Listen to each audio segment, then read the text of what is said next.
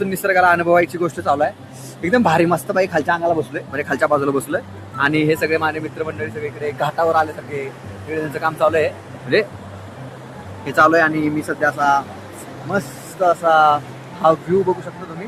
हा एकदम गुळगुळ पाणी वाहत आहे. इतकं थंड पाणी आहे, बापरे बापरे. आणि प्युअर पाणी एकदम असं बर्फाचं वितळलेलं पाणी आहे हे, म्हणून एवढं थंड पाणी आहे. एवढं उन्हात सुद्धा त्या पाण्याला काही गरमाहट नाही, काय नाही काय नाही. डिग्री किती डिग्री पाणी सांगता येत नाही, पण पाय आमचे गोठले माझ्या पारा, रक्तपार माझं सांगायसारखं झालं एवढं. हो का पायाचं रक्त डेंजर. वा मस्त. बाकी छान ट्रिप चालली एकदम कडक मध्ये, विषय खोल, जिंदगी झोल.